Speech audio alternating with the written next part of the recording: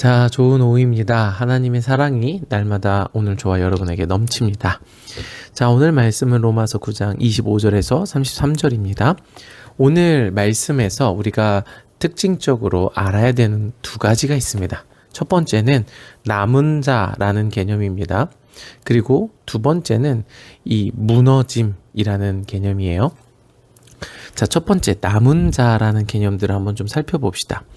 바울은 이 오늘 말씀에서 두 명의 선지자의 말을 인용합니다. 첫 번째로 호세아의 말이에요. 호세아의 글에 이르기를 내가 내 백성 아닌 자를 내 백성이라 사랑하지 아니한 자를 사랑한 자라 부르리라. 너희는 내 백성이 아니라 한 그곳에서 그들이 살아계신 하나님의 아들이라 일컬음을 받으리라 함과 같으니라. 이미 호세아 선지자를 통해서 하나님은 이방인들을 구원하고 이방인들을 하나님의 아들로 세울 것에 대해서 이미 예언을 하셨어요. 이 이방인의 구원은 예수님 때 이후로 신약 시대에 새로 생겨난 개념이 아니라 이미 구약에서부터 하나님이 예정하신 것, 하나님이 계획하신 일이라는 거예요. 하나님은 이방인을 믿음이라는 과정을 통해서 구원하려는 믿음의 과정을 통해 구원하려는 하나님의 방법이 있었죠. 자, 그리고 이 27절에 또 이사야에 대해서 이야기를 하시는데요. 이사야가 이스라엘에 관하여 외치되 이스라엘 자손들의 수가 비록 바다의 모래 같을지라도 남은 자만 구원을 받으리니. 자, 여기서 남은 자라는 개념이 나와요. 하나님께서 아브라함에게 하늘의 별과 바다의 모래와 같은 수많은 후손을 주고 그들로 나라를 이루게 하고 그들에게 이 가나안 땅을 이 유업으로 주겠다라고 약속을 하셨죠. 그 약속을 인용해서 이사야가 말을 한 건데, 그러니까 이스라엘 백성이 바다의 모래와 같이 많아진다는 거죠. 그리고 많아졌죠. 실제로 이스라엘 백성들이 이 이사야 때면 이미 나라를 이루었을 때고 가나안을 그들의 영토로 통치하고 있었을 때니까 이미 많아졌죠. 자, 그런데 그 모든 혈통적 이스라엘, 혈통적 유대인이 구원을 받는 게 아니라 남은 자만 구원을 받는다는 거예요. 그런데 이 남은 자가 누구겠어요? 바로 하나님이 선택한 자이고 예수 그리스도를 믿음으로 의롭다 하심을 얻은 자들이 바로 이 남은 자의 개념이에요. 자, 그런데 이 믿음으로 의롭다함을 얻었다라는 개념이 이미 이 로마서 4장에서 아브라함의 믿음이 무엇인가를 설명할 때 이야기를 했어요. 그것은 하나님이 그냥 존재한다. 하나님이 눈에 안 보이는 하나님이 계신다라는 것을 사실로 받아들이는 것이 믿음이 아니라 하나님이 약속하신 바를 추구하고 바라는 것, 바랄 수 없는 중에 바라는 것, 그게 믿음이다라고 이미 얘기를 했죠. 그러니까 이방인이나 유대인이나 상관없이, 혈통이나 외적 요소와 상관없이, 교회를 다니냐 안 다니냐랑 상관없이 예수님의 말씀을 듣고 그 말씀을 내가 추구하며 사는가, 이게 믿음이라는 것이고, 이 믿음이 있느냐에 따라서 의롭다함을 얻을 수 있다라는 거예요. 이게 남은 자의 개념이에요. 정말 예수님의 말씀을 추구하는 자, 이게 남은 자죠. 자, 그래서 주께서 땅 위에서 그 말씀을 이루고 속히 시행하리라. 그리고 29절에 이사야가 미리 말한 바 만일 만군의 주께서 우리에게 씨를 남겨두지 아니하셨더라면, 이 씨는 뭐예요? 아까 이야기한 믿음으로 의롭다함을 받은 자, 하나님의 말씀의 본질, 그 영을 가진 자들이 이 씨죠. 씨 가진 열매, 씨 가진 열매예요. 그래서 하나님이 이 아담과 하와에게 먹으라고 하신 것은 이 씨 없는 열매가 아니라 씨 가진 열매죠. 이 말씀의 영, 본질을 가지라는 것이죠.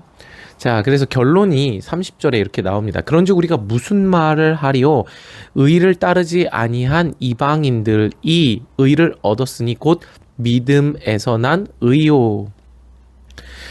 자, 이방인들이 의를 얻었어요. 어떻게요? 믿음으로 인해서 의를 얻었다는 거예요. 자, 여러분, 이 말씀을 통해서 우리가 깨달아야 되는 것이 한 가지 있어요. 바로 오늘 우리도 이 남은 자가 되어야 한다는 개념이에요. 교회를 다닌다고 항상 귀에 딱지가 않도록 이야기하는 것 같아요.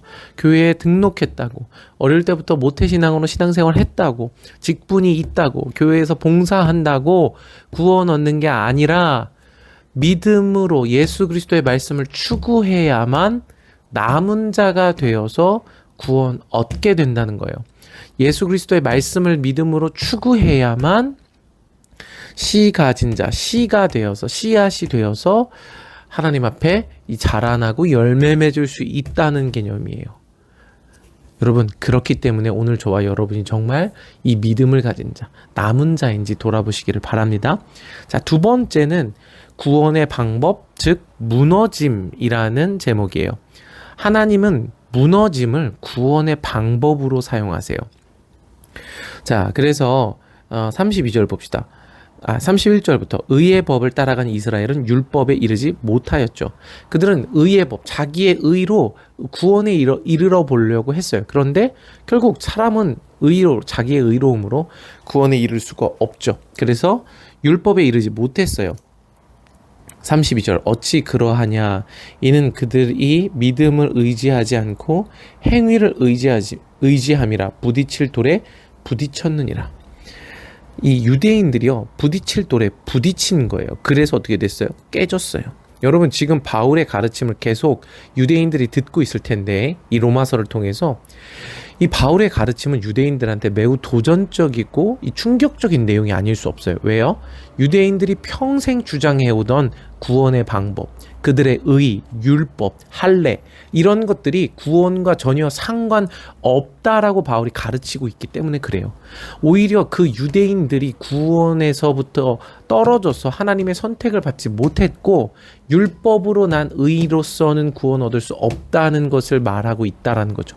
그러면서 유대인들이 생각해보지도 못했던 오직 믿음으로 의롭다함을 얻는 과정에 대해서 바울이 얘기하고 있기 때문에 유대인들은 아마 자신들의 모든 것이 부정당하는 느낌이 들었을 거예요. 그러니까 유대인들이 바울을 쫓아다니면서 돌 던지고 바울을 죽이려고 했던 거죠. 그러니까 지금 하나님이 하시는 구원의 일은 뭐냐면 유대인들이 지금까지 의지하고 주장하고 그들이 의존했던 그 의로움, 율법이라는 것을 완전히 깨트리시는 거예요. 마치 하나님께서 바벨론을 들어서 예루살렘 성전을 완전히 무너뜨리셨던 것처럼 예루살렘 성전 같은 맥락이에요. 열심으로 하나님을 섬겼죠. 제사 드리고 절기를 지켰어요. 그러나 그들의 중심에 하나님의 말씀의 영, 본질이 없었죠. 그러니까 하나님께서 그것들을 이 가증한 것, 내가 토하여 버리겠다. 내가 너희를 제발 성전 문 좀 닫아라. 막 이런 얘기를 하시면서 이 바벨론을 들어서 예루살렘 성전을 완전히 무너뜨려 버리신 거죠. 결국 하나님의 구원은요, 이 무너짐으로부터 시작을 하는 거예요. 환난으로부터 시작을 하는 거예요. 여러분, 오늘 저와 여러분의 중심에 뭐가 있냐면요, 하나님의 말씀과 다른 나의 생각, 나의 기준, 사람의 계명이라는 게 있어요. 우리는 그것으로 생각하고 사고하고 결정해요. 그래서 이건 이렇게 해야지. 적어도 이렇게는 돼야지. 이런 기준들이 다 있다는 거예요. 그런데 그 기준이 뭐예요? 하나님의 말씀과 상관이 없다는 거죠. 그렇기 때문에 하나님은 먼저 뭘 하세요? 하나님의 말씀과 상관없는 우리 마음의 기준을 무너뜨리는 일부터 하시는 거예요. 그래서 33절에 기록된 바 보라 내가 걸림돌과 거치는 바위를 시온에 두노니 그를 믿는 자는 부끄러움을 당하지 아니하리라 함과 같으니라. 이 걸림돌과 거치는 바위가 누구를 얘기하는 거예요? 예수님을 얘기하는 거예요. 여러분, 예수님의 존재는요, 바리새인들에게, 유대인들에게 걸림돌이었고 거치는 바위였어요. 그래서 예수님의 말씀에 계속 걸려서 넘어지고 바리새인들이 실족한 거예요. 그런데 그게 하나님의 구원이라는 거죠. 여러분, 정말 말씀을 들으면요, 내 안에서 갈등이 일어나는 게 당연하고 자연스러운 일이에요. 왜냐하면 내 안에 하나님의 말씀과 다른 것들로 가득 채워져 있었거든요. 말씀을 듣게 되면 하나님이 주시는 거룩한 고민을 하게 돼요. 근심 가운데 있게 되죠. 내가 무너지는 과정을 지나는 거예요. 그게 하나님이 주시는 구원의 방법이에요. 고린도후서 10장 5절에 보면 이렇게 말씀하세요. 하나님 아는 것을 대적하여 높아진 것을 다 무너뜨리고 모든 생각을 사로잡아 그리스도에게 복종하게 하니. 이게 구원의 방법이에요. 하나님 아는 것을 대적하여 높아진 것. 이게 막 대단한 교회를 박해하고 이런 게 아니라 하나님 말씀을 버리고 하나님 말씀보다 내 유익을 더 추구하는 것. 그것이에요. 그 모든 것을 무너뜨리고 모든 생각을 사로잡아 그리스도에게 복종하게 하는 것. 이게 하나님이 하시는 구원의 방법입니다. 자, 오늘 이 일이 저와 여러분에게 일어나기를 축복합니다. 자, 그래서 두 가지였어요. 첫 번째로 남은 자. 이 남은 자가 되어야 한다는 것. 두 번째로 하나님의 구원의 방법, 즉 무너짐이 우리의 중심에서 일어나야 한다는 것입니다. 자, 여러분, 말씀 묵상하기 어려워요. 날마다 하기가 쉽지 않죠. 새로운 습관을 들이기가 쉽지 않아요. 먼저는요, 우리의 삶의 방향이 무너져야 돼요. 말씀을 듣지 않는 방향으로 갔던 것들이 무너지고 말씀을 듣는 습관들이 새로 형성되어야 합니다. 이 과정을 통해서 우리가 날마다 예수님께로 더 나아가는 시간 되기를 축복합니다. 주님의 이름으로 사랑하고 축복하고 응원합니다. 시민 여러분, 지금부터 제 동영 영상을 봐주셔서 감사합니다.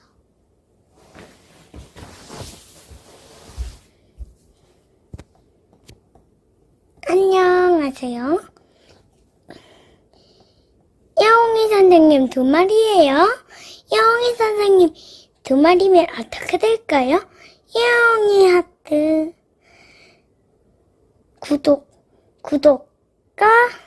구독과 좋아요를 눌러주 구독과 좋아요를 눌러주세요. 안녕.